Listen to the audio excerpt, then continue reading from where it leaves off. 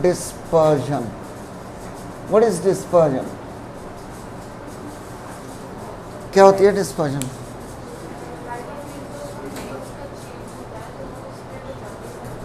Okay, कोई भी medium जब चेंज होता है, when light passes from one medium to the other, तो लाइट बेंड्स, और अलग अलग कलर्स की बेंडिंग जो होती है वो अलग होती है, तो स्प्लिट हो जाती है. This splitting of light when it goes from one medium to the other, generally prisms use करते हैं हम ग्लास के डिस्पर्जन स्टडी करने के लिए. तो कह सकते हैं splitting of light into its constituent colours on being pass through a prism. अगर किसी लाइट में 3 कलर्स हैं तो वो 3 में स्प्लिट हो जाएगी. कोई लाइट है it's a combination of 5 colours तो 5 में स्प्लिट हो जाएगी. White light has a combination of 7 colours, so prism से पास करें will split into 7 different colours. Simple सा एक डायग्राम यूज़ कर सकते हैं डिस्पर्जन एक्सप्लेन करने के लिए. वे what a prism, the rays from air, white light, कौन सी लाइट है ये? White light. और कितने कलर्स में स्प्लिट हो गई? 1 2 3 4 5 6 7. यहाँ अगर एक स्क्रीन लगा दें तो हमें एक स्पेक्ट्रम दिखाई देगा, band of 7 colours. We call that as spectrum. Mind you, आप डायग्राम बनाएं, हर रे बेंड होती दिखाई देनी चाहिए, ऐसे नहीं कि सीधी जा रही हो. ड्रॉ किया जाए diagram. Light when goes from one medium to the other, it splits into its constituent colors. The phenomenon is called dispersion. सबसे ऊपर कौन सा कलर होगा?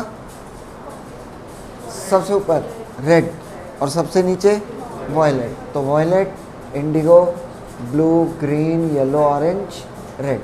विबग्योर पढ़ा होगा आपने. तो ये बताया गया अब तक हमने जितने भी डायग्राम्स रे ऑप्टिक्स में बनाए उनमें रेज को इस तरह स्प्लिट तो नहीं किया इनटू डिफरेंट कलर्स. उसका रीज़न है, हम मानकर चल रहे थे लाइट मोनोक्रोमेटिक है. Monochromatic means single colour light. ठीक है, अब हम देखते हैं ये लाइट स्प्लिट क्यों हुई. उसके लिए we are initially considering a monochromatic light. किसी एक कलर की लाइट को प्रिज्म से पास करके देखेंगे किन किन एंगल्स पर कौन कौन से एंगल्स बनते हैं, क्या रिलेशंस डेराइव किए जा सकते हैं, उनसे फिर हम कुछ रिजल्ट्स निकालेंगे. Pay attention. We have got a monochromatic light passing through prism. That's called prism angle या refracting angle. Ray strikes the surface. यहाँ नॉर्मल ड्रॉ किया जाए, बेंड हो गई. यहाँ भी नॉर्मल ड्रॉ करें, it bends towards normal, it bends away from the normal. We call the ray as emergent ray, और इसे क्या कहेंगे? Incident ray. रे एक्चुअली इधर ट्रैवल कर रही थी, फाइनली इधर जा रही है, यानी इतने एंगल पर डेविएट हो गई, टर्न हो गई. We represented by delta and call it angle of deviation. ठीक है, what is angle of deviation? Anybody? How we define it? Angle of deviation, it's the angle which emergent ray makes with the incident ray. कुछ question ऐसे मिलेंगे जहाँ आपको ये सोचने में, ढूंढने में दिक्कत आएगी कि कौन सा एंगल दिया हुआ है, तो वहाँ ये काम आएगा. आपको दे रखा होगा एमर्जेंट रे का इंसिडेंट रे के साथ एंगल 30 डिग्रीज, तो कौन सा एंगल दिया हुआ है? एंगल ऑफ डेविएशन दिया हुआ है. ठीक है जी, एंगल विच एमर्जेंट रे makes with the incident ray. ध्यान दो, फर्स्ट सरफेस पर that's angle of incidence, this is angle of refraction, angle of refraction. Second surface पर ये एंगल ऑफ इंसिडेंस और ये एंगल ऑफ रिफ्रैक्शन. इसे हम ई से रिप्रेजेंट कर रहे हैं. किसी भी एंगल को किससे रिप्रेजेंट करें ये हमारी मर्जी है. पहली बात तो इतने अल्फ़ाबेट्स हैं, जिससे मर्जी कर लो. इसे एंगल ऑफ इमर्जेंस भी कहा जाता है, तो हम टर्म ई यूज़ कर रहे हैं. One of the reasons. Angle of incidence first surface पर, और ये एंगल ऑफ रिफ्रैक्शन R1 से रिप्रेजेंट किया है। यहाँ एंगल ऑफ इंसिडेंस को R2 से किया है और एंगल ऑफ रिफ्रैक्शन को E से किया है। आपको लग रहा होगा कि इससे कन्फ्यूजन हो जाएगा, बिल्कुल नहीं होगा। सभी बुक्स में ऐसे ही किया हुआ है और ऐसे लिखने से स्टेप्स को याद करना थोड़ा इजी हो जाएगा। ठीक है, इस तरह लिखने से स्टेप्स को याद करना कंपैरेटिवली इजी होगा, वैल्यूज ज़्यादा याद रहेंगी। तो that's R1 angle of refraction, here R2 is angle of incidence. ठीक है, ये भी एक एंगल बना O। डायग्राम ड्रॉ किया जाए, रफ स्केचेस बनाएं जल्दी जल्दी।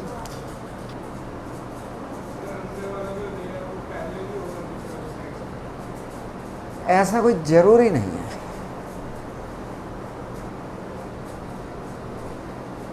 ये कह रहे हैं भाई ये रे जो है ये इसके पैरेलल होगी, हमने तो ऐसा कहा भी नहीं। और वो एंगल ऑफ इंसिडेंस कितना है शायद इस पे भी डिपेंड करेगा, है ना। तो हम कुछ इस बारे में कह नहीं रहे। दो एंगल और मार्क कर लें, दैट्स एंगल 1 एंड एंगल 2। हाँ जी, ध्यान दो, कुछ स्टेप्स लिख रहे हैं। स्टेप्स में फिजिक्स कम है, ज्योमेट्री ज़्यादा है। सीक्वेंस ध्यान में रह जाए तो आपको कोई कन्फ्यूजन नहीं होगा। आसान है ना, इसलिए कन्फ्यूजन होता है। ध्यान दो, delta equal to angle 1 plus angle 2, exterior angle of a triangle equal to sum of interior opposite angles. ठीक है, R1 plus R2 plus O, R1 plus R2 plus O equal to 180। Angle sum property, sum of 3 angles of a triangle. और diagram में देखें तो A plus O is also 180। Why it's 180? ये actually एक cyclic quadrilateral है। कैसे पता लगा? ध्यान से देखो, ये नॉर्मल है तो ये एंगल कितना होगा 90, तो ये भी कितना होगा। तो अगर इन दोनों का सम 180 है तो इन दोनों का सम भी 180 होगा। क्लियर है? और अगर ये भी 180 ये भी 180 तो फिर कह सकते हैं R1 plus R2 plus O equal to A plus O। तो R1 plus R2 equal to A। This is also clear, समझ आ गया। Next, I equal to 1 plus R1, I equal to 1 plus R1 vertically opposite angle, and E equal to 2 plus R2। ये भी clear है। तो I plus E equal to 1 plus 2 plus R1 plus R2, दोनों को add कर दिया। तो I plus E equal to 1 plus 2 plus R1 plus R2। 1 plus 2 किसके इक्वल है? डेल्टा। और R1 प्लस R2 किसके इक्वल है? A। न्यूमेरिकल्स हो सकते हैं, NCERT में दिए हुए हैं, एग्जाम में भी आए हुए हैं। I plus C sum of angle of incidence and angle of emergence, ये वाला एंगल और ये एंगल, इन दोनों का सम, इन दोनों के सम के इक्वल होता है। बहुत जगह हम इसे यूज़ करेंगे क्वेश्चंस में, न्यूमेरिकल्स में। क्लियर है? ओके, आगे बढ़ते हैं। रिफ्रैक्टिव इंडेक्स, फर्स्ट सरफेस पर ध्यान दें, ray travelling from air to glass, तो refractive index sine of angle of incidence by sine of angle of refraction. जी, mu equal to sine I by sine R. और for small angles लिख सकते हैं, for small angles, अगर angles छोटे हों, small angles, तो आई और आर के इक्वल हो जाएगा। आई, ये R2 क्यों लिखा है? R1 लिखना था ना। Yes, mu equal to sine I by sine R1, तो ये हो गया आई बाय R1। तो I equal to mu R1। हम पूछ तो ऐसे रहे हैं जैसे आप लोगों ने लिखा है ना, लिखा तो हम नहीं है। Similarly E equal to mu R2। यहाँ तक चेक करो भाई, हमें आगे के 2-3 स्टेप्स और लिखने हैं। क्लियर है यहाँ तक? Mu equal to sine I by sine R, तो sine I by sine R1 for small angles, sine आई को आई और साइन R1 को R1 लिख लिया। क्रॉस मल्टीप्लाई किया तो I equal to mu R1 आ गया। Similarly E equal to mu R2 आ गया। आगे बढ़े। अब ये वैल्यूज़ दोनों मिक्स मत कर देना, हाँ ये वैल्यूज़ यहाँ प्लेस कर दो। तो पुटिंग आई, substituting या putting the value of I and E in third, क्या आ जाएगा? आई की जगह म्यू R1, ई की जगह mu R2 equal to delta plus A. तो म्यू कॉमन ले लो, R1 plus R2 equal to delta plus A. R1 plus R2 किसके इक्वल है? ए के। R1 प्लस R2 किसके इक्वल है? ए के। तो delta equal to mu A minus A, delta equal to mu minus 1 into A. कुछ conceptual questions के answers करने के लिए हमें इस फॉर्मूले की ज़रूरत पड़ेगी। नोट किया जाए, we have a relation between delta mu and A, refractive index, angular deviation and prism angle और रिफ्रैक्टिंग एंगल। स्टेप्स बहुत इजी हैं, एक बार स्टेप्स रिपीट कर लेते हैं, आपको सीक्वेंस जिससे याद हो जाए। ध्यान दो इधर, delta equal to, pay attention, delta equal to 1 plus 2, exterior angle equal to sum of interior opposite angles. इस ट्राइंगल में R1 plus R2 plus O equal to 180। ये क्वाड्रिलेटरल, ध्यान दें, ये एंगल 90 होगा, नॉर्मल ड्रॉ किया, ये भी 90 होगा। इन दोनों का सम 180, तो इन दोनों का सम भी 180। तो इन्हें इक्वेट कर दिया, इक्वेट किया तो O कैंसिल हो गया, R1 plus R2 equal to ए। यहाँ तक क्लियर है? I equal to 1 plus R1 vertically opposite, E equal to 2 plus R2 that's also vertically opposite. दोनों को ऐड किया, I plus C equal to 1 plus 2 plus R1 plus R2। इसे delta लिख सकते हैं और इसे A लिख सकते हैं। यहाँ तक बहुत ईजी है, सीक्वेंस नहीं छोड़नी है, आप सीक्वेंस से चेंज करने से कंफ्यूज हो सकते हो, राइट। अब refractive index, ray travelling from rare to denser, i equal to sorry mu equal to sine of angle of incidence by sine of angle of refraction. We assume the angles to be small, तो sine आई को आई और sine r को r लिख लिया। I equal to mu R1 आ गया। Similarly E equal to mu R2 आ जाएगा। दोनों वैल्यूज़ इसमें प्लेस कर दो, we get this step. I और ई की जगह ये वैल्यूज़ प्लेस की हैं, म्यू कॉमन ले लिया और R1 प्लस R2 को ए लिख सकते हैं। Delta equal to mu minus 1 into A और delta equal to mu minus 1 into A. ठीक है, नोट करो। हाँ जी, डेरिवेशन के स्टेप्स हमने मिटा दिए हैं, डायग्राम छोड़ दिया है। इस पर एक क्वेश्चन, लैब में स्कूल में आपने एक्सपेरिमेंट किया होगा प्रिज्म का। जिन बच्चों ने किया है रिकलेक्ट करो आपने क्या किया था। डिफरेंट एंगल ऑफ इंसिडेंस लिए थे, 5-6 डायग्राम्स बनाए होंगे। एंगल ऑफ इंसिडेंस लिया होगा 30, 35, 40, 45, 50 काइंड ऑफ। और सारे डायग्राम्स में एंगल ऑफ डेविएशन कितना कितना है वो मेजर किया होगा। तो जैसे जैसे एंगल ऑफ इंसिडेंस चेंज होगा, angle of deviation also changes. वो वैल्यूज़ नोट की होंगी, फिर उस पर उसका एक ग्राफ प्लॉट किया होगा, ग्राफ से कुछ वैल्यूज़ ढूंढी होंगी। वही चीज़ हम पढ़ने जा रहे हैं। तो क्वेश्चन नोट किया जाए, what happens to the angle of deviation when angle of incidence is increased. यहाँ पर angle of incidence, angle of deviation, angle of incidence बढ़ाए, angle of deviation initially decreases and then increases. ठीक है जी, hello. Angle of incidence increase करें, angle of deviation पहले decrease होगा और फिर इंक्रीज होगा। ये वैल्यू एंगल ऑफ डेविएशन की मिनिमम वैल्यू होगी, डेल्टा एम से रिप्रेजेंट करते हैं। We call it minimum deviation. ठीक है, this is called minimum deviation. और बड़ी ख़ास बात है, जब एंगल ऑफ मिनिमम डेविएशन बनता है, जब एंगल ऑफ मिनिमम डेविएशन बनता है तो ये एंगल इसके इक्वल होता है। This is angle of incidence on this face and this is angle of refraction on the other face. इस फेस का एंगल ऑफ इंसिडेंस इस फेस के एंगल ऑफ रिफ्रैक्शन के इक्वल होता है। सेम ये दोनों भी इक्वल होते हैं, ये क्या एंगल ऑफ रिफ्रैक्शन और ये क्या एंगल ऑफ इंसिडेंस। यानी जब एंगल ऑफ मिनिमम डेविएशन बनेगा तो एक फेस का एंगल ऑफ इंसिडेंस दूसरे फेस के एंगल ऑफ रिफ्रैक्शन के इक्वल होगा। तो इसका आंसर कैसे लिखना है नोट किया जाए।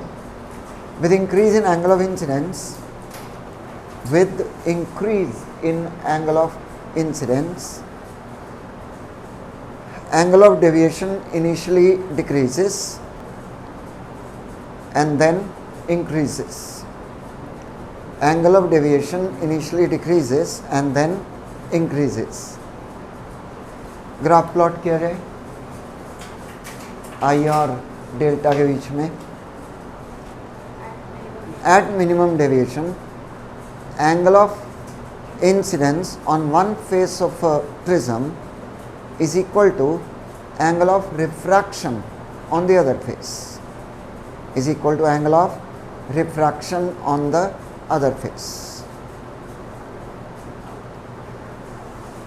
इस फेस का एंगल ऑफ इंसिडेंस और इस फेस का एंगल ऑफ रिफ्रैक्शन दोनों इक्वल होंगे। सेम में यहाँ का एंगल ऑफ इंसिडेंस और यहाँ का एंगल ऑफ रिफ्रैक्शन ये भी इक्वल होंगे। इन कंडीशंस को यूज़ करके हम एक फॉर्मूला डेराइव कर सकते हैं कॉल्ड प्रिज्म फॉर्मूला। अच्छा, जो लिखा है इसके साथ ये भी लिख लो जिससे इजी रहेगा।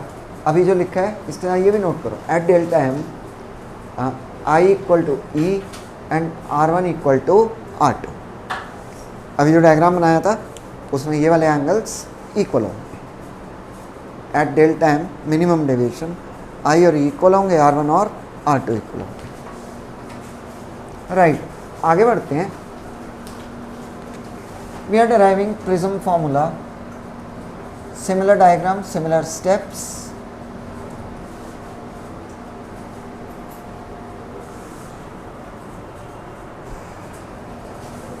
ray strikes a surface,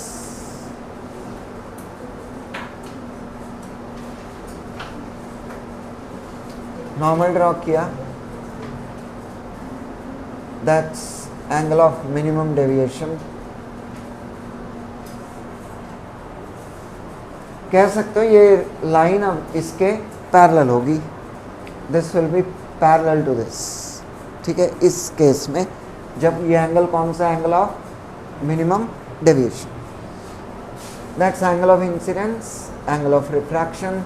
यहाँ पर angle of incidence, angle of refraction, same terms, ये दोनों इक्वल होंगे।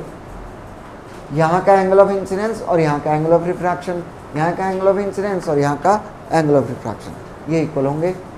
इन्हें मार्क कर लेते हैं 1 and 2, that's A and this is how much O। Pay attention, कुछ स्टेप्स सिमिलर। सबसे पहले delta M equal to 1 + 2, exterior angle equal to sum of interior opposite angles. R + O कितना होगा? R + O कितना होगा? 180। A + O कितना होगा? ये भी 180। अभी हमने जो डेरिवेशन लिखा था सिमिलर स्टेप्स हैं। A + O, 2R equal to A, O से O कैंसिल हो गया तो R equal to A/2। Next I equal to vertically opposite angles, I equal to 1 + R, E equal to 2 + R, I + E equal to 1 + 2 + R + R, 2R। I और E equal है तो 2I लिख लो। I और E equal है तो ये भी I के इक्वल है तो 2I आ गया, that's delta M 2R, 2R equal to A, तो I equal to delta M + A/2। Last step, refractive index given by formula sine of angle of incidence by sine of angle of refraction. I किसके equal है? Delta M + A/2, और r किसके equal है, a/2. We have questions in NCERT, we have had questions in various exams based on this formula. Note किया जाए.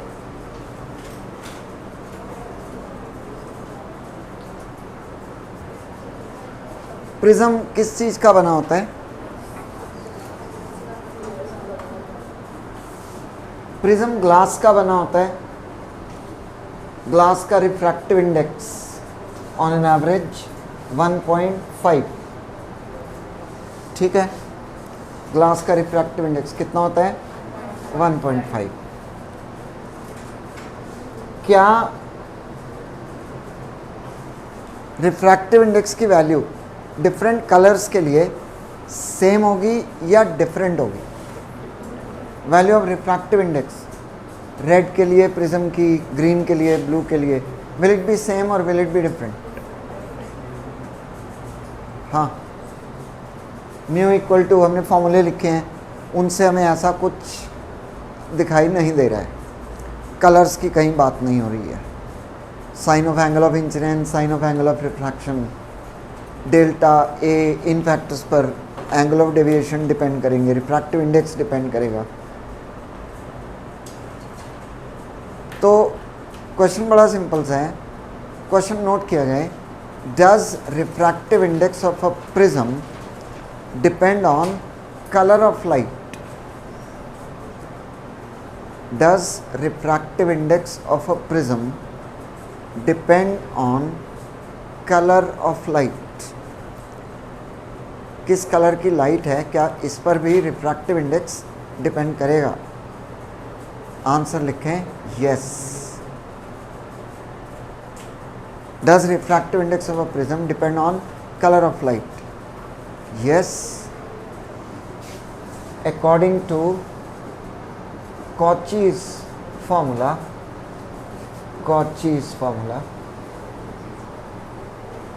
the name is very catchy, है ना? Cauchy's formula, mu equal to a plus b by lambda square c by lambda raised to power 4 and so on, where a, b, c are optical constants and lambda is the wavelength of light. एक formula और derive किया था हमने, delta equal to mu minus 1 into A, और एक ये, इसका derivation syllabus में नहीं है बट यूज़ कर सकते हैं कहीं कहीं पर कुछ थ्योरी क्वेश्चंस के आंसर्स करने के लिए. वी में यूज़ दिस फार्मूला. रेड के लिए अगर रेड लाइट यूज़ कर रहे हैं, प्रिज्म का रिफ्रैक्टिव इंडेक्स कम होगा, और ब्लू यूज़ कर रहे हैं तो ज़्यादा होगा. ब्लू की वेवलेंथ कम है तो रिफ्रैक्टिव इंडेक्स की वैल्यू ज़्यादा है. Now the question is, why white light splits on being passed through a prism? Answer हमें यहाँ से मिल रहा है. White light has got 7 different colors और सबकी वेवलेंथ डिफरेंट होती है. तो प्रिज्म का रिफ्रैक्टिव इंडेक्स सारे कलर्स के लिए डिफरेंट होगा. Very simple. White light consists of 7 colors, all having different wavelengths. So value of refractive index of prism will be different for all the colors. और अगर रिफ्रैक्टिव इंडेक्स अलग होगा सारे colours के लिए तो एंगल ऑफ डेविएशन भी different होगा. रेज एंटर तो एक ही एंगल पर कर रही है बट डेविएट डिफरेंट एंगल्स पर हो रही है. They are bending at different angles, तो फिर अलग हो जाएंगे. They get separated and this splitting itself is known as dispersion. ठीक है, तो क्वेश्चन नोट किया जाए. Why white light splits on being passed through a prism? White light consists of 7 colors having different wavelengths.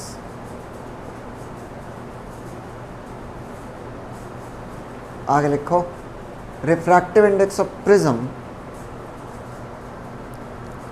Refractive index of prism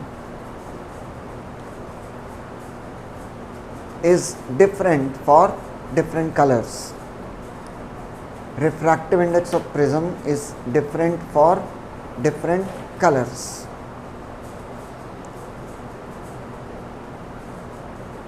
Due to which all colors deviate due to which all colors deviate at different angles. All colors deviate at different angles and get separated. दोनों फॉर्मूले साथ में लिखना जिससे आपको answer समझ में आए कि क्यों ये सब हो रहा है, और एग्ज़ाम में भी लिखाओगे तो वो भी अच्छी बात रहेगी। ठीक है, एग्ज़ाम में भी ये फॉर्मूले लिख के आए। नेक्स्ट क्वेश्चन, कौन से कलर की डेविएशन सबसे ज़्यादा होती है? वॉयलेट की, और सबसे कम रेड की। तो क्वेश्चन लिखा जाए, why red deviates the least. Why red deviates the least. Red की डेविएशन सबसे कम क्यों होती है? अब आंसर दोनों से मिलेगा। ठीक है, हम जनरली लिखते हैं क्योंकि रेड की वेवलेंथ सबसे ज़्यादा होती है, बस ख़त्म। इससे समझ नहीं आया कि डेविएशन कम क्यों हुई। तो यहाँ से समझ में आ रहा है रेड हैज़ मैक्सिमम वेवलेंथ, तो रिफ्रैक्टिव इंडेक्स की वैल्यू सबसे कम होगी, और अगर रिफ्रैक्टिव इंडेक्स की वैल्यू सबसे कम होगी तो एंगल ऑफ डेविएशन भी सबसे कम होगा। That's why it deviates the least. Very simple idea. Out of 7 colours of white light, red has maximum wavelength, so least value of refractive index of prism for red colour, और अगर refractive index सबसे कम है तो angle of deviation भी red के लिए सबसे कम होगा। क्वेश्चन ऐसे भी आ सकता है, why violet deviates the most. तो वॉयलेट का रिफ्रैक्टिव की वेवलेंथ सबसे कम होती है, तो वॉयलेट के लिए प्रिज्म का रिफ्रैक्टिव इंडेक्स सबसे ज़्यादा होगा, और रिफ्रैक्टिव इंडेक्स ज़्यादा होगा तो एंगल ऑफ डेविएशन भी ज़्यादा। Another question, why red is used as danger signal. Note किया जाए, why red is used as danger signal. कोई बताएगा रेड को एज ए डेंजर सिग्नल क्यों यूज़ करते हैं?